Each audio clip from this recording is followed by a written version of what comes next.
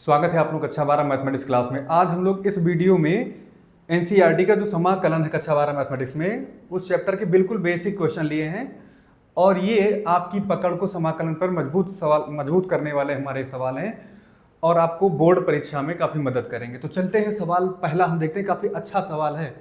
कभी कभी प्रूव करने के लिए आता है कि बताओ dx की वैल्यू x प्लस सी क्यों होगी। ये टू प्रूव रहता है, ये अच्छा सवाल है। सिद्ध करना है कि dx का मान कितना होगा, x प्लस सी होगा। इस टाइप का भी क्वेश्चन बन सकता है। तो चलते हैं हम लोग dx का समाकलन निकालते हैं। तो देखिए यहाँ पर कैसे करेंगे। इंटीग्रेशन का साइन लगाया हमने, क्वेश्चन नंबर 1 का हम आंसर करने जा रहे हैं और dx का हमको समाकलन करना है, इंटीग्रेशन करना है। इसके लिए आप करेंगे क्या, dx के पहले अगर यहाँ पर कुछ नहीं नजर आ रहा तो हम लोग 1 लिख सकते हैं, कोई प्रॉब्लम नहीं है, ठीक है। अब उसके बाद में करेंगे क्या, यहाँ से 1 को लिख सकते हैं क्योंकि ये x का फंक्शन है, यानी यहाँ पे dx बता रहा है कि अंदर जो होगा ये x के फंक्शन के फॉर्म में लिखना है। तो इसको सबसे बढ़िया तरीका पावर में लिखोगे तो x की पावर 0 dx लिख सकते हो, जिसका मान क्या होता है, 1 होता है। x की पावर 0 का मान 1 होता है। तो यहाँ पर हम इस चीज को यूज कर सकते हैं। और देखिए इसको, देखिए x की पावर कोई नंबर है तो ये x की पावर n टाइप का हमें समाकलन का फॉर्म दिख रहा है, रूप दिख रहा है, चेहरा दिख रहा है इसका। और आपको पता है, इसको हमने पिछले वीडियो में पढ़ा दिया है। इसका मान क्या होता है भाई, जो भी यहाँ x की पावर n दिख रहा है उस पर हम एक पावर एक और ऐड कर देते हैं। जैसे यहाँ पर n है तो n प्लस 1 लिखेंगे और जो n प्लस 1 ऊपर आ रहा है पावर में वही n प्लस 1 डिवीजन में हो जाएगा, डिवाइड में, और प्लस कोई कांस्टेंट ले लेंगे। एग्जाम्पल बता देता हूँ।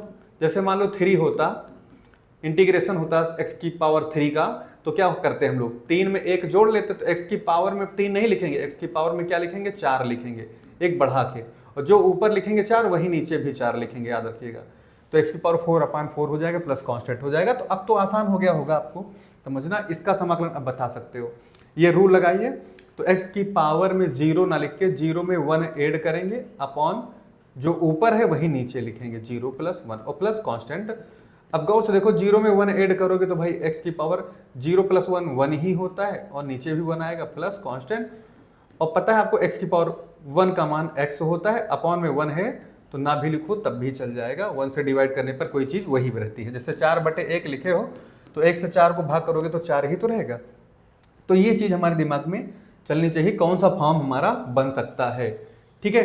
तो ये पहला क्वेश्चन है। चलते हैं दूसरे क्वेश्चन की तरफ। इसके बाद अब तो दूसरा क्वेश्चन इसका आ ही गया होगा। क्वेश्चन नंबर 2 को देखिए जरा।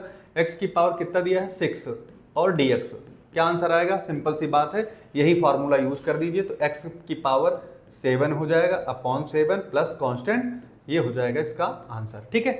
इस तरह से हम लोग इसको सॉल्व कर लेंगे। हम लोग चलते हैं, ये भी पावर वाला ही क्वेश्चन है। देखिए इसको, देखिए कैसे लगेगा, ये वाला क्वेश्चन कैसे लगेगा। इंटीग्रेशन में क्या दिया है, इंटीग्रेशन में जो दिया है जरा देखो खूब गौर से। इंटीग्रेशन में दे रखे हैं कितना, 1/x की पावर में कितना दिया है, 1/4 और यहाँ पर dx। तो देखिए थोड़ा इसका चेहरा खराब सा लग रहा है क्योंकि ऊपर 1 दिख रहा है, नीचे x पर कोई पावर दिख रही है। तो ये एक्चुअल में, इसको देखो यहाँ पर 1 नहीं लिखा कहीं, सीधा सीधा x की पावर कोई नंबर यहाँ पर होना चाहिए। तो इसको चाहे तो हम थोड़ा सा रूप इसका बदलेंगे। तो अगर हम करेंगे क्या, अगर इस रूप में लाना है तो x की पावर ऊपर 1 ना दिखाई पड़े, इसके लिए इसकी प्रॉपर्टी यूज कर लेंगे। यहाँ पर कोई भी चीज यहाँ पे x पर जो भी पावर होती है उसको ऊपर ले जाएंगे तो ये क्या हो जाएगा, 1 के बगल में लिखा जाएगा, लेकिन 1 से मल्टीप्लाई करने पर कोई दिक्कत नहीं। x की पावर क्या हो जाएगा यहाँ, -1/4। पावर सॉल्व करने पर आपको पता होगा x की पावर अगर n हो तो इसको x की पावर -n लिख सकते हैं ना। तो वही यूज कर रहे हैं यहाँ पर हम लोग। x की पावर जो भी हमारे पास 1/4 पॉजिटिव का है तो ऊपर ले जाएंगे, 1/4 हमारा निगेटिव का हो जाएगा। अब देखिए चेहरा इसका इस टाइप का बन गया।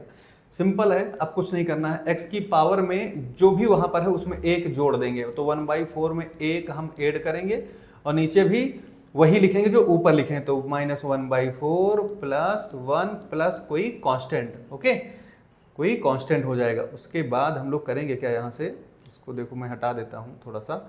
देखिए इसको सिंप्लीफाई कर लीजिए थोड़ा एलसीएम लेकर। तो 1/4 में 1 ऐड करोगे एलसीएम लेकर तो 4 एकम 4 में से गया 3/4 आ जाएगा। तो ऊपर कितना आ रहा है, x की पावर 3/4 और नीचे भी वही 3/4 ही आएगा और प्लस क्या हो जाएगा, कांस्टेंट। और आपको पता है 3/4 लिखा है, ये डिवाइड में है तो मल्टीप्लाई में आएगा तो उलट के लिखा जाएगा, 4/3 x की पावर 3/4 प्लस कांस्टेंट। तो ये हो जाएगा किसका समाकलन है भाई, ये तीसरे का समाकलन है। क्वेश्चन नंबर 3 का समाकलन ये है, ठीक है। क्वेश्चन नंबर 3 का समाकलन हमारा मिल चुका है। अब चलते हैं अगले सवाल की तरफ बढ़ते हैं। उसमें क्या है देखिए, ये हमारा ट्रिग्नोमेट्रिक इंटीग्रेशन की बात कही गई है अगले सवाल में। क्वेश्चन नंबर कौन सा है, ये चौथा है, 4 नंबर 4 में है। ऊपर लिखा है सेक एक्स और अपॉन में लिखा हुआ है यहाँ पर tan x का होल स्क्वायर tx। देखिए इस क्वेश्चन में क्या है कि ट्रिग्नोमेट्री के जितने भी समाकलन के फॉर्म हमने बताए हैं उनमें से कोई यहाँ पर डायरेक्ट यूज होता दिखाई नहीं पड़ रहा है, क्योंकि देखिए समाकलन के कौन कौन से चेहरे हैं अगर याद करो, जो सूत्र हैं उसको अगर खूब गौर से देखो तो एक सूत्र तो ये होता है sec x tan x होता है, तो इसका हो जाता है sec x, ठीक है। एक अगर यहाँ पर cosec x है और cot x है dx है तो इसका माइनस cosec x हो जाता है। तो इस तरह की फॉर्म है। तो इसमें देखो ऊपर हमको sec x दिख रहा है, नीचे हमें दिक्कत आ रही क्या कि tan x का होल स्क्वायर है।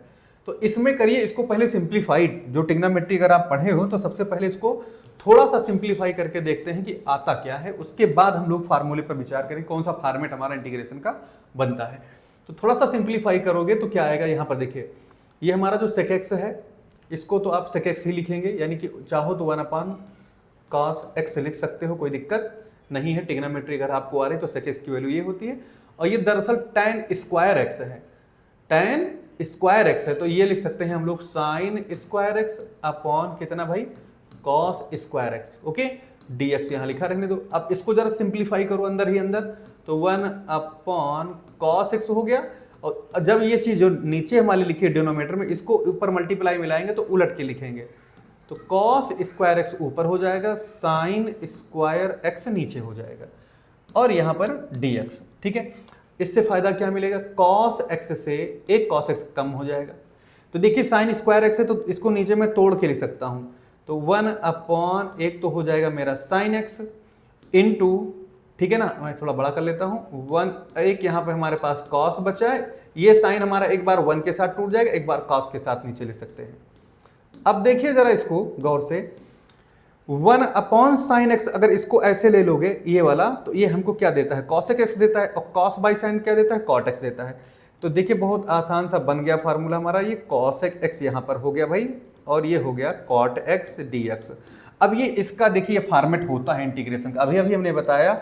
इसका मान क्या आएगा भाई, इसका मान क्या आएगा, याद करिए जरा, इसका मान आता है cosec x plus c minus का।